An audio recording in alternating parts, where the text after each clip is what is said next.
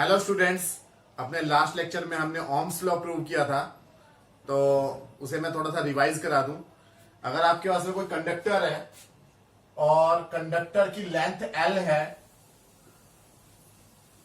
और उसका cross sectional area A है और आपने उसमें एक बैटरी लगा दिया है, बैटरी की वोल्टेज वी है, तो इसके अंदर करंट फ्लो करने लगता है और करंट के अपोजिट डायरेक्शन में इलेक्ट्रॉन्स मूव करने लगते हैं।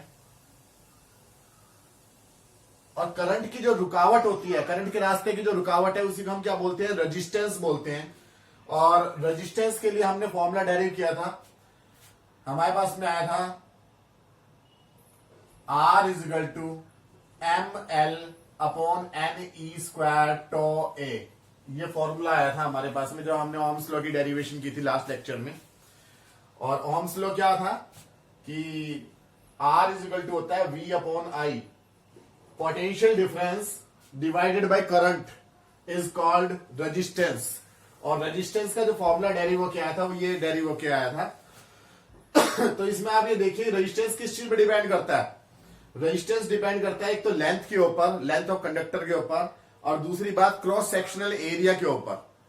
अगर आप लेंथ को इंक्रीज करेंगे तो रेजिस्टेंस इंक्रीज करेगा, लेंथ डबल कर दोगे तो रेजिस्टेंस डबल हो जाएगा, लेंथ अगर 3 टाइम्स कर दोगे तो रेजिस्टेंस भी 3 टाइम्स हो जाएगा। और इनवर्सली प्रोपोर्शनल है ये एरिया के, एरिया अगर आप डबल कर दोगे तो रेजिस्टेंस हाफ हो जाएगा। तो आप ये देखो, resistance is directly proportional to length upon area.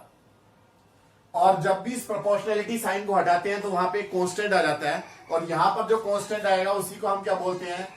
Resistivity या स्पेसिफिक रेजिस्टेंस। इसे रो से डिनोट करते हैं, रो एल अपॉन ए।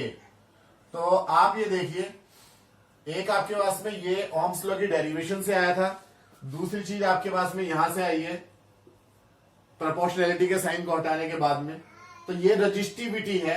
और अगर आप इक्वेशन नंबर 1 और 2 को कंपेयर करेंगे तो आपको क्या मिलेगा?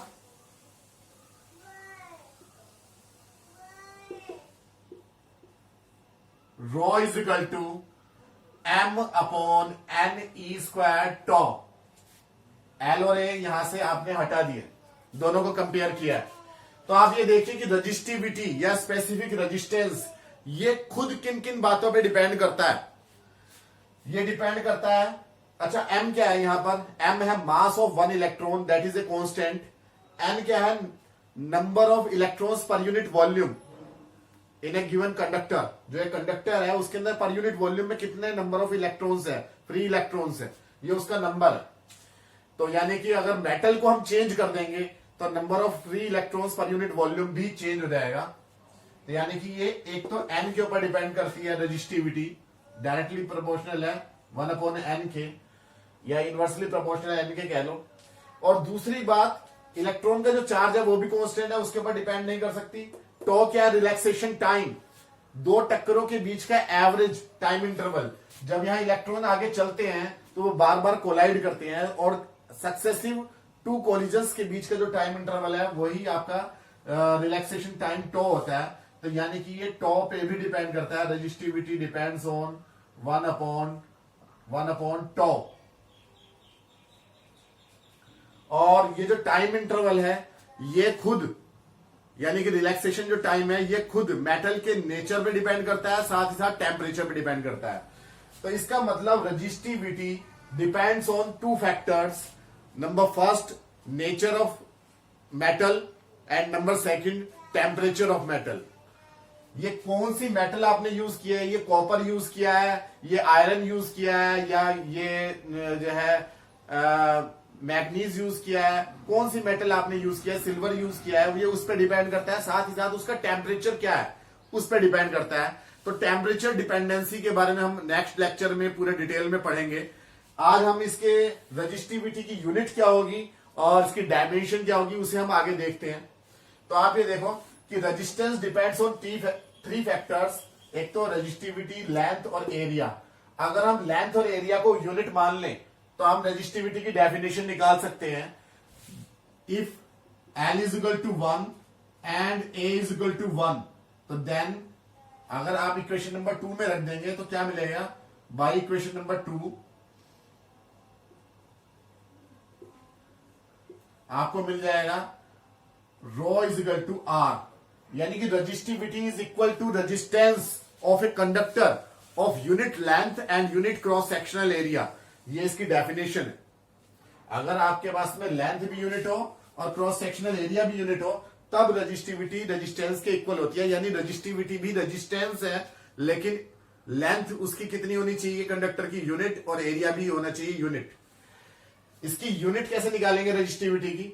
आप देखो यहां पे अगर आप रेजिस्टेंस की यूनिट रखेंगे तो इसकी यूनिट क्या होती है, ओम, और यहां से ये मीटर स्क्वायर और ऊपर एक लेंथ की यूनिट मीटर, एक मीटर से एक नीचे मीटर कैंसिल हो जाएगा और ये मीटर घूम के इधर चला जाएगा, तो रजिस्टिविटी की यूनिट आ जाएगी ओम मीटर।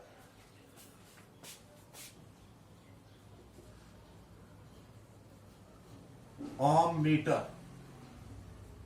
तो ये डेफिनेशन यहां से आप निकालेंगे, resistivity is resistance of unit length and unit cross sectional area conductor. अब अगर आपको डायमेंशन निकालनी है तो डायमेंशन कैसे निकालेंगे? पहले आप रेजिस्टेंस की जगह लिख लें वोल्टेज अपॉन करंट, और वोल्टेज की डायमेंशन रखें और करंट की डायमेंशन रखें और बाकी की चीजों की डायमेंशन रखें इक्वेशन नंबर 2 में, तो आपको क्या मिल जाएगी, डायमेंशंस मिल जाएगी। तो मैं इधर डायमेंशंस कर रहा हूं, तो फॉर डायमेंशंस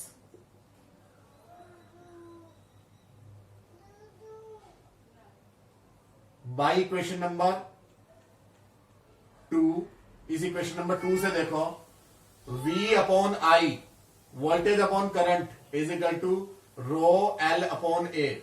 और वोल्टेज खुद क्या होती है, work done per unit charge. ये हमने पोटेंशियल की डेफिनेशन में देखा है। तो V की जगह हम लिख सकते हैं W upon Q into I, ये आई यहां पे है ही है, is equal to rho L upon A.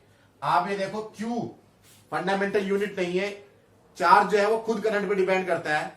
Current is equal to charge upon time, तो current charge is equal to current multiply time, यानी कि Q की जगह हम आई टी लिख देंगे और एक आई की में मल्टीप्लाई होगी तो ये हो जाएगा I square T is equal to rho L upon A. अब आप दोनों तरफ डायमेंशंस पुट कर दें। वर्क की डायमेंशन आपको पता है क्या होती है, आगे का वर्क इधर कर लेते हैं। तो वर्क की डायमेंशन क्या है, M L T minus two, M L square T minus two, ये वर्क की डायमेंशन होती है। करंट की डायमेंशन ए से डिनोट करते हैं, एम्पियर से डिनोट करते हैं, और उसका स्क्वायर हो रहा है, साथ में टाइम के लिए डायमेंशन टी आ गई, और इज इक्वल टू रजिस्टिविटी की डायमेंशन हमें निकालनी है।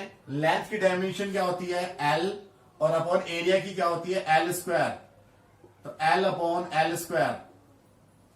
एक एल से एक एल कैंसिल हो जाएगा, ये एल की मल्टीप्लाई इधर हो जाएगी, तो रो इज इक्वल टू आ जाएगा एम एल क्यूब, और ये टी ऊपर जाएगा तो टी की पावर -3 और ए की पावर -2, तो ये रजिस्टिविटी की डायमेंशन आ जाएगी। इसे आप नोट कर लें, फिर हम अगले टॉपिक पे आते हैं।